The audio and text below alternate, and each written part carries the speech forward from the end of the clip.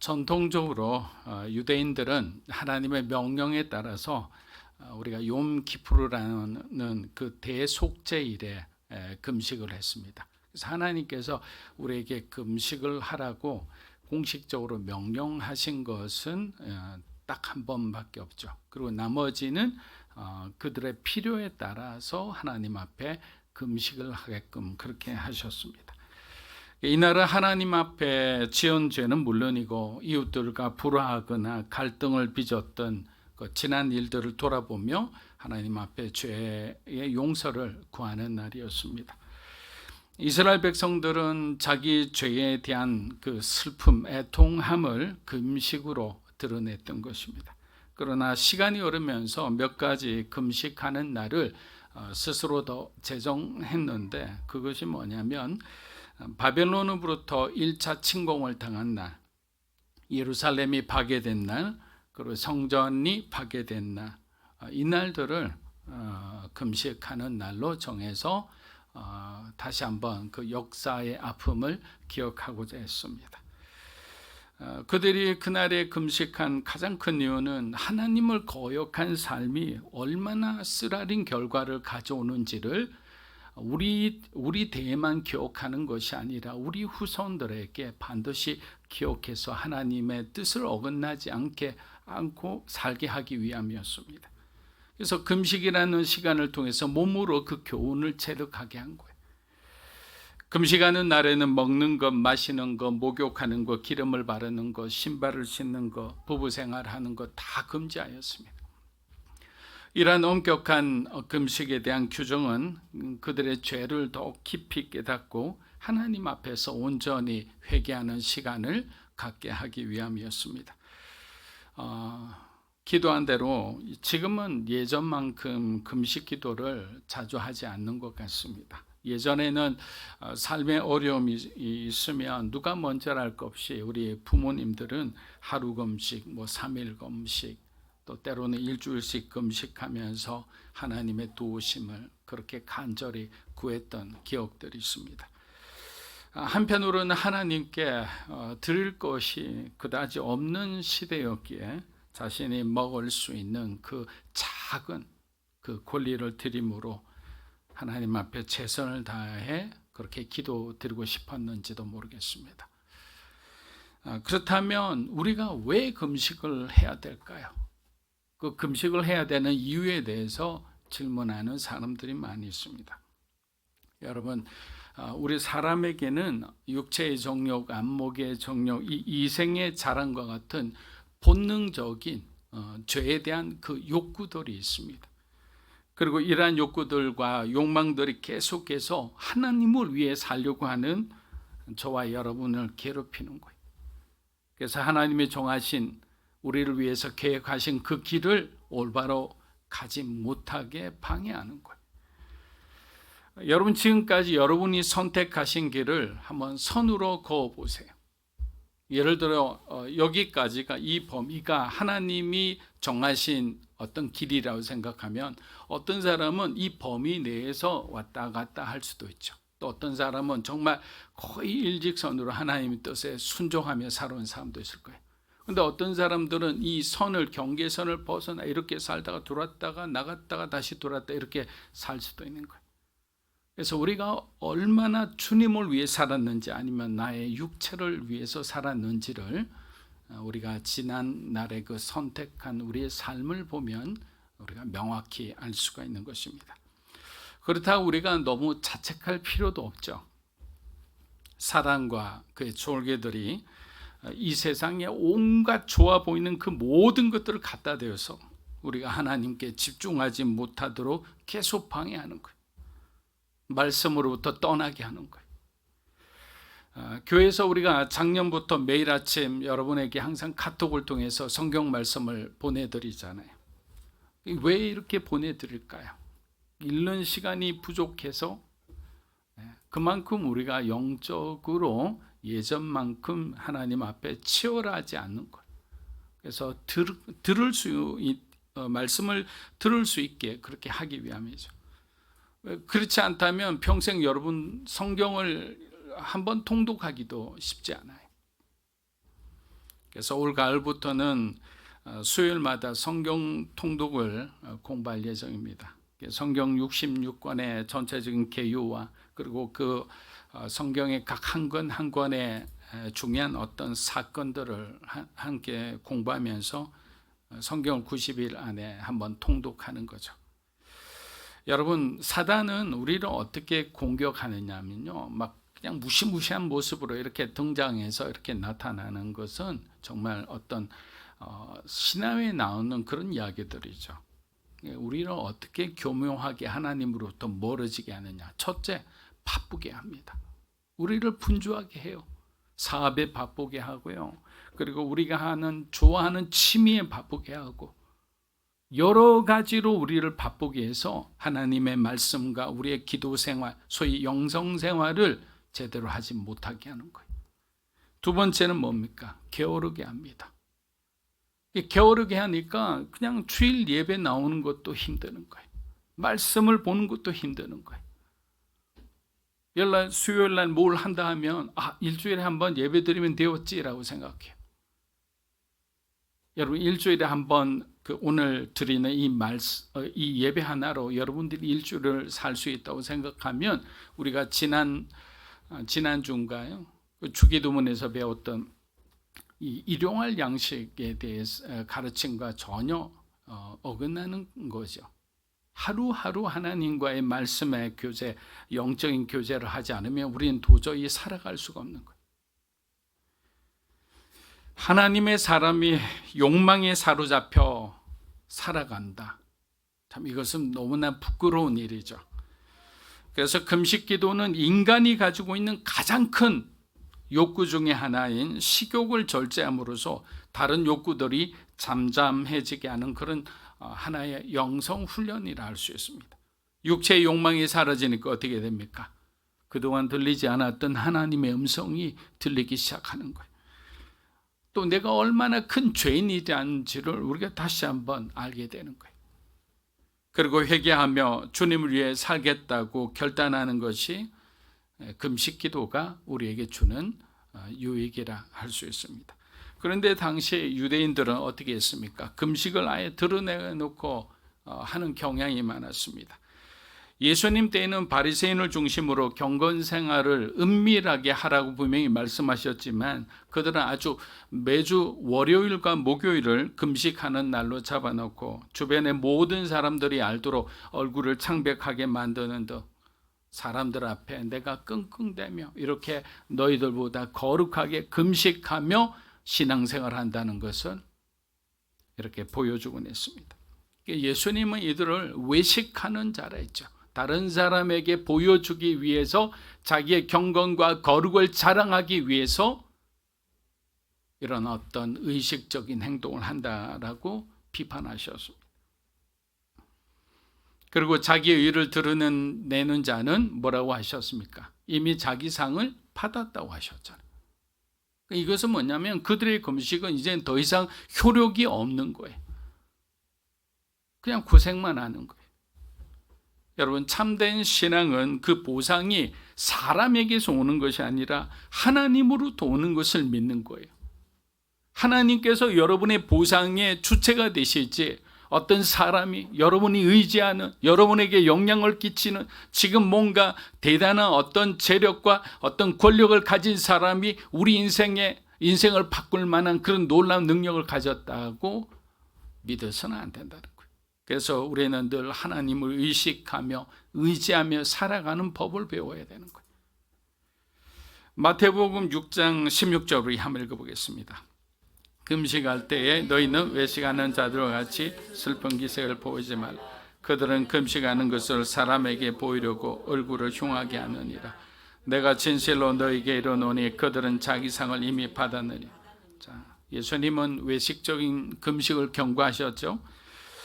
물론 금식 자체는 우리의 영과 육에 많은 유익이 있습니다. 여기도 여러분들이 한두 번 이상은 금식을 해보셨으리라 생각합니다. 몸은 힘들어요. 첫날이 가장 힘들죠. 그리고 첫 끼, 두 끼가 가장 힘듭니다. 그런데 그것을 견뎌내는 순간에 우리의 영이 맑아지는 것을 경험하게 됩니다. 마치 내 안에서 뭔가 더러운 것들이, 내 욕심들이 막 빠져나가는 듯한 느낌이 들 때가 있어요. 이것은 왜 그럴까요? 하나님께 내 욕심에 집중하지 않고 하나님 앞에 집중하니까 내 마음이 평안을 얻는 거예요. 하나님 생각을 더 자연스럽게 하게 되는 거예요. 성경을 읽으면 예수님께서 어디를 가시나 반복적으로 가르치시는 중요한 내용들이 있습니다. 오늘은 그 세 가지 가르침을 우리가 함께 묵상해 봤으면 좋겠습니다. 첫째는 예수님은 중심에 대한 가르침을 반복하셨습니다. 이것은 뭐냐? 너희가 자기 중심성을 버리라는 거예요. 원죄를 갖고 태어난 인간은 본래 자기중심적일 수밖에 없어요. 자기를 부인하는 것은 이러한 자기중심적인 태도를 버리고 하나님을 중심에 두고 살아가는 삶이, 예수님께서는 예수 그리스도가 내가 너의 삶의 중심이 되어야 된다라고 말씀하신 거예요. 그게 이제 요한복음 14장 6절에 있는 내가 길이요 진리요 생명이라는 말씀에 다 들어있는 거예요. 저와 여러분이 항상 어떤 사업을 하든 어떤 문제를 해결하기 위해서는 길을 찾기 위해 그렇게 노력하잖아요. 예수님은 말씀하셨어요. 내가 길이라고. 그럼 다른 데 가서 사람에게서 세상에서 길을 찾으려고 하는 것은 너무나 어리석은 거예요. 세상이 중심이 되어 살아가는 사람들은 그 모습은 화려하나 실속이 없습니다. 주변에 사람들이 많아 보이나 그 사람이 현역에서 멀어지는 순간에 그 많은 사람들은 어디론가 사라져 버립니다. 충성된 사람이 없습니다. 그러나 하나님을 중심으로 살아가는 그리스도인들에게는 우리 교회 같은 아름다운 신앙 공동체가 있는 거예요. 우리가 무슨 목적으로 무엇을 위해 금식을 하는지를 생각하기 전에 예수 그리스도가 여러분의 삶의 중심이 되시기를 축복합니다. 두 번째 반복되는 예수님의 가르침은 방향에 대한 겁니다. 디렉션이죠. 예수님은 뭐라고 말씀하셨냐면 나를 따르라고 하셨어요. 나로 말미암지 않고는 아버지께로 갈 수 없다라고 말씀하셨어요. 여러분, 이 말씀은 우리가 삶의 모든 영역에서 예수님만을 본받고 그분의 가르침과 사역을 우리가 이어가며 하나님의 뜻에 순종하며 사랑과 섬김의 삶을 살아가는 것이 나를 따르라는 그 말씀 속에 다 포함되어 있는 거예요. 우리가 예수님을 따른다는 것은 단순한 어떤 행동의 변화만 의미하지 않아요. 그래서 우리의 삶의 방향을 완전히 바꾸는 거예요. 180도 바꾸는 거예요. 여러분, 그래서 우리가 회개라는 것은 영적으로 신학적으로 단 한 번 이루어지는 거예요. 근데 단 한 번 이루어지는데 그 의미는 뭐냐면 돌아서다라는 뜻이에요. 180도로 세상을 향한 죄된 우리의 죄를 향한 우리의 몸이 하나님을 향해 우리가 180도 바꾸는 것을 바로 회개라는 거예요. 잘못을 뉘우치는 것을 회개하는 게 아니에요. 내 삶을 하나님께 완전히 의탁하며 하나님의 뜻대로 살아가겠다는 그 의지가 바로 회개라는 거예요. 그래서 예수님의 가르침대로 그냥 우리가 살아가면 되는 것입니다. 주님께서 빛이 되라 하시면 빛이 되고, 드러나지 않는 그런 어떤 소금과 같은 삶을 살려면 소금 같은 살면 되는 것입니다.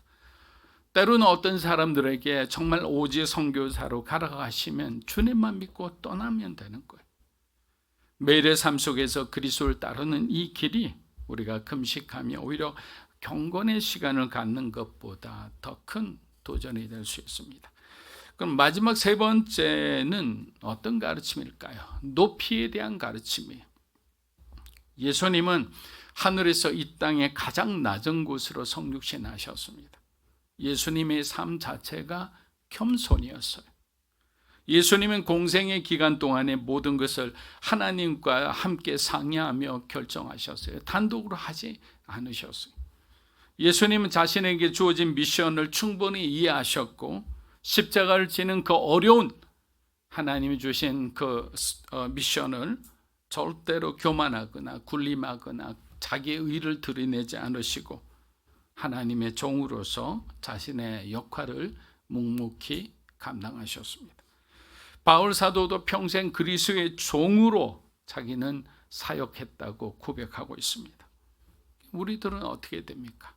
우리들도 하나님 앞에서 그리고 여러분의 이웃들을 위해서 겸손하게 행동해야 합니다. 우리의 자아가 계속 높아지기를 요구해도 마음의 번민이 생겨도 자아를 내려놓기 위해서 우리는 금식하며 하나님 앞에 우리를 낮아지는 삶을 살게 해달라고 우리가 기도해야 하는 것입니다. 말씀드렸습니다. 스탠리 보크라는 목사님의 그 책의 첫 줄이 뭐냐면 하나님의 은혜는 항상 낮은 곳을 향해 흐릅니다 라고 했습니다. 저는 그 구절이 어떻게 하나님의 은혜를 이해하는 하나의 이정표가 되었어요. 아, 그렇구나. 하나님의 은혜를 우리가 맛보기 위해서는 그 은혜의 강에 우리가 몸을 닿기 위해서는 우리가 예수님처럼 낮아져야 되겠구나. 그 사람보다 더 낮지 않으면 우리가 그 사람을 어떻게 겸손하다고 말할 수 있겠습니까? 낮아지는 곳에 은혜가 있고 약속이 있고 축복이 있다라는 거예요. 마가복음 9장 29절에 보면 예수님은 기도 외에 다른 것으로는 이런 종류가 나갈 수 없다라고 제자들에게 말씀하셨습니다. 이 말씀은 우리의 신앙생활에 매우 중요한 의미를 갖고 있죠. 예수님은 제자들이 귀신을 쫓아내지 못한 것은 그들이 가진 능력의 문제가 아니라고 했어요. 오히려 신앙의 깊이와 하나님을 향한 그 올바른 태도가 부족하다는 것을 지적하셨습니다. 제자들은 마치 어떤 일들을 하니까 예수님처럼 자기들도 막 귀신을 쫓아내고 놀라운 능력을 발휘할 수 있으니까 자기에게 능력이 있다고 착각을 했던 거예요. 제자들은 자신의 능력만 의지하고 기도하고 금식하면서 하나님과의 그 교제를 통해 하나님의 은혜를 구하지 않았어요. 우리도 그럴 수 있어요. 여러분에게 정말 좋은 탤런트를 주신 어떤 사람들이 있거든요. 근데 그 탤런트가 어느 순간에 어떻게 됩니까? 하나님을 의지하지 않고 또 자기의 어떤 유익을 위해 자기의 영광을 위해 살다 보면 어느새 그 탤런트가 사라지게 되는 거예요. 제가 처음에 하나님께 부름받았을 때도 한번 말씀드린 적 있지만 하나님께서 딱 한 가지 경고하셨습니다. 내가 너에게 사람을 살리는 생명의 말씀을 둘 것인데 네가 하나님의 그 거룩함과 임재 가운데 없으면 너에게 주어진 불길은 사라지고 말 것이다라는 거예요. 근데 그것을 저는 지금까지 목회하면서 여러 번 경험했습니다.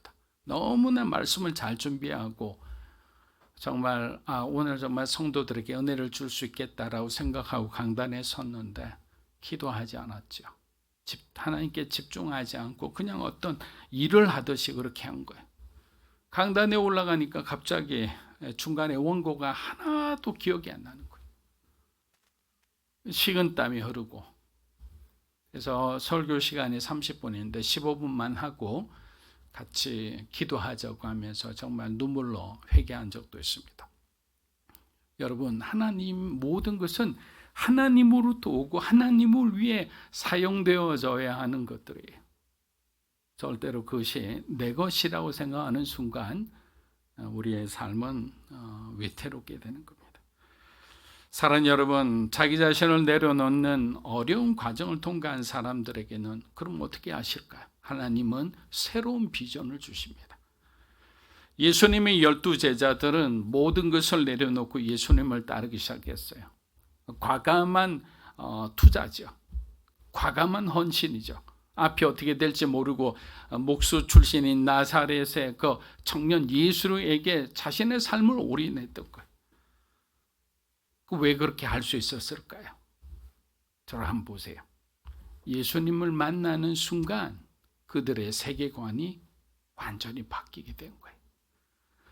여기를 바라보는 삶이 주님을 만나고 은혜를 받으니까 베드로가 물을 던져서 밤새도록 수고해나 하나도 얻지 못했는데 주님 말씀대로 깊은 데로 가서 정말 업으로서의 그 삶에 전혀 반대되는 그런 명령을 내리시자 순종했을 때 어마어마한 수확을 얻게 되자 그는 내가 하나님 저는 죄인이로소이다 라고 고백하게 되는 거예요. 여러분의 생각이 바뀌고 가치관이 바뀌고 세계관이 바뀌면 지금까지 내가 그토록 애착하고 번민하고 그것을 갖다가 집착했던 그 모든 것이 아무것도 아닌 게 되는 거예요. 소위 말하면 여러분의 인생이 프리하게 되는 거예요. 자유하게 되는 거예요. 아무것도 아닌 거예요. 그동안 속상했던 것 괜찮아요. 용서할 수 있게 되는 거예요. 받아들일 수 있게 되는 거예요. 그래서 성령 충만한 사람에게는 관용의 특별한 은혜가 내려오는데 그거는 상대방이 나를 받아주는 것이 아니라 내가 그 사람을 품게 되는 거예요. 다른 사람을 탓하던 사람들이, 남편 탓하고 아내 탓하던 사람들이 내가 잘못이라는 것을 먼저 깨닫게 되는 거예요. 미안하다고 그러는 거예요. 그리고 예민하게 갈등되는 부분이 있으면 그 다음부터는 내가 참게 되는 거예요. 그것을 우리는 뭐라고 합니까? 변화라는 거예요. 그리스도인의 삶에 그런 변화가 찾아오는 거예요. 성령을 경험하며 인격적인 하나님을 여러분의 삶에 만나게 되면 인생은 변하게 되고 변화된 인생에게는 하나님은 반드시 여러분에게 새로운 비전을 주십니다. 하루 먹고 사는 일에 전전긍긍하던 사람이 일 끝나면 막 술 한잔하고 카드치고 노름하던 사람들이 주님을 만나니까 새로운 세계로 풍덩 빠지게 된 거예요. 저는 여러분이 예수님과 사랑에 빠지시기를 축복합니다. 성령 하나님께 여러분의 그 마음을 담은 러브레터를 한번 적어보세요. 주님을 위해 살고 싶다고, 이제는 주님을 증거하는 사람이 되고 싶다고, 풀타임 선교사가 아니더라도 내 삶의 영역에서 하나님이 만나게 해주신 그 모든 사람에게 예수님의 사랑을 전하는 사람이 되게 해달라고 기도해 보세요. 나와 내 가족만을 위해 살았던 이기적인 삶을 버리고 먼저 하나님 나라와 의를 구하겠다고 기도해 보세요. 여러분, 문만 이렇게 그리는 아주 유명한 화가가 있었습니다. 그림이 모두가 다 다른 문들이에요. 독특하잖아요. 그래서 왜 문만 그렇게 오랫동안 그리냐고 기자가 물으니까 당신이 문만 봐서 모르는 것이라고 핀잔을 줍니다. 나는 문을 그린 것이 아니라 새로운 세계로 들어갈 수 있는 기회를 그린 것이라고 말합니다. 그런데 안타깝게도 많은 사람들이 그냥 문만 보고 감탄하고 돌아갔다라는 거예요. 우리가 지금 보고 경험하는 것들이 전부가 아님을 알아야 합니다. 하나님은 사람들과의 만남을 통해서도 우리에게 새로운 기회를 주실 수 있는 분이에요. 우리의 금식도 마찬가지입니다. 단순히 금식하는 어떤 행위에만 집중하는 것이 아니라 금식의 시간을 통해서 하나님께서 우리에게 열어주시고자 하는 그런 새로운 기회를 우리는 포착하고 붙잡을 수 있어야 되는 거예요. 그러니까 그 문을 바라보면서 어떤 사람들은 그냥 문이 아름답다, 특이하다 이런 것이 아니라 내가 저 문을 열고 들어가면 하나님께서 내게 새로운 기회를 주실 수 있구나. 하나님 우리의 헌신할 수 있는 기회를 줄 수 있구나. 이 사업이 하나님의 기업이 되게 할 수 있겠구나라고 우리는 믿어지는 거예요. 이사야 58장 6절을 우리 한번 읽어보겠습니다. 내가 기뻐하는 금식은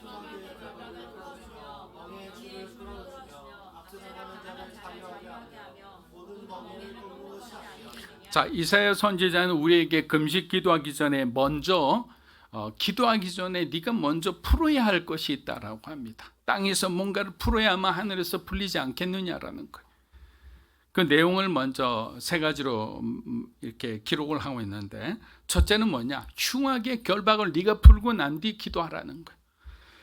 자, 이스라엘 사람들은 그 하나님의 율법에 따라서 7년 정도가 되면 자기가 데리고 있던 종을 독립시켜 줘야 돼요. 자유케 줘야 됩니다. 그런데 그렇게 해주지 않았어요. 그런데 바벨론이 쳐들어와서 국가적 위기에 처하자 하나님의 그 기분을, 심기를 이렇게 거스르면 안 되겠다 싶어서 그들은 그제서야 자기의 종들을 해방시켜 주었습니다. 그런데 바벨론이 이제 떠나고 나자 주인들은 해방시켰던 종을 다시 붙잡아 들였고 그들의 상황은 이전보다 더 악화되었습니다. 지도라 잘한 사람들이 이러한 악행을 저지르면서 회당에서 예배드리고 사람들이 보는 앞에서 금식을 행했던 것입니다. 예수님 바로 이러한 것을 외식하는 자, 회칠한 담 같은 자, 이 위선자들이라고 예수님의 입에서 그렇게 강하게 그들을 비난하고 비판하셨던 것입니다.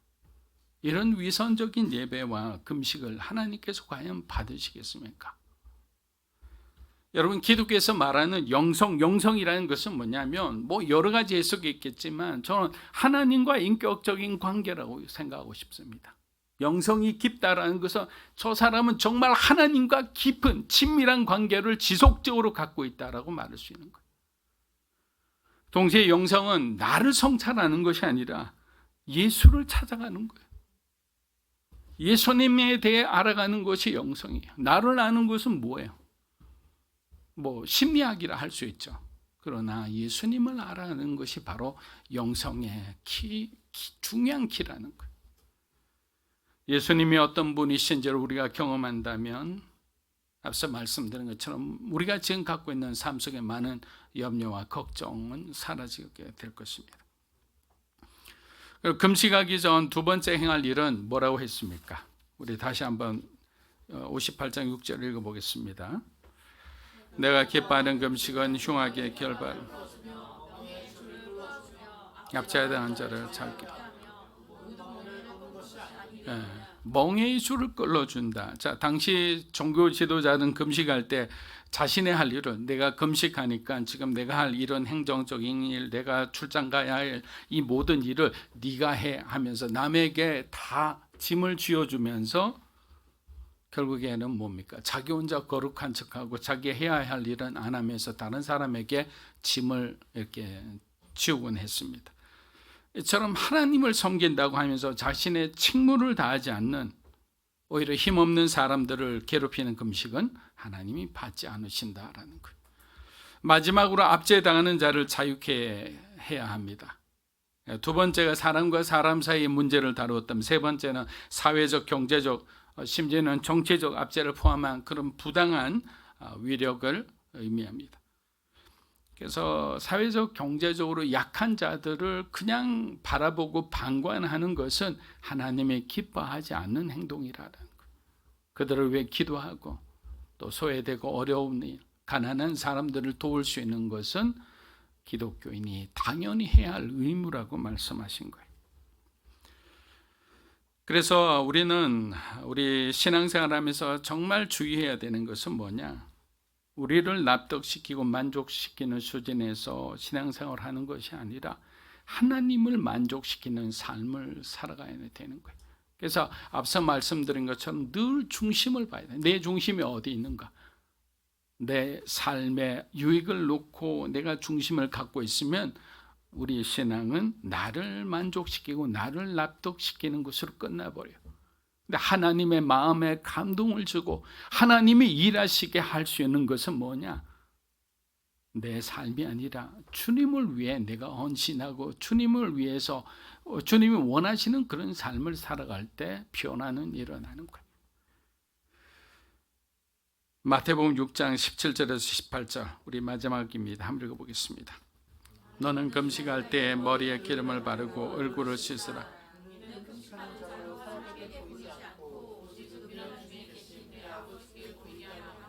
네, 자, 오늘날 교회를 다니지 않는 사람들도 다양한 이유로 금식이 아닌 단식을 하죠.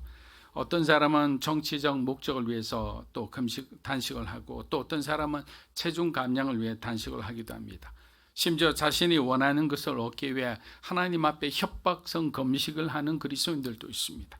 하나님 정말 이 일을 해결해 주지 않으면 안 됩니다라고 40일 작정을 하다가 정말 일이 잘못돼서 어려운 처지에 가는 그런 분들도 많이 보았습니다. 그러나 예수님께서 가르치신 금식의 의미는 다른 거예요.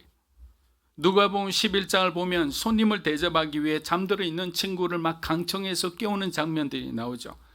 그래서 일부 사람들은 이것을 강청기도, 즉 기도 응답받을 때까지 끈질기게 하나님께 매달리고 기도하면 하나님이 응답해 주신다라고 가르치기도 합니다. 그런데 원래 이 구절의 뜻은 그런 것이 아니에요. 강청기도란 단순히 끈질기게 막 그냥 기도하는 것이 아니라 그것은 구할 만한 것을 구하는 기도예요. 자신이 아닌 남을 위해 진심으로 기도하는 기도, 그 기도를 하나님이 들어주신다는 거예요. 저 기도의 동기와 자세가 하나님의 마음을 기쁘시게 하는 게 필요합니다. 평소 그 사람은 하나님뿐만 아니라 그 친구와 문을 열어준 그 친구하고도 굉장히 좋은 관계에 있었을 거예요.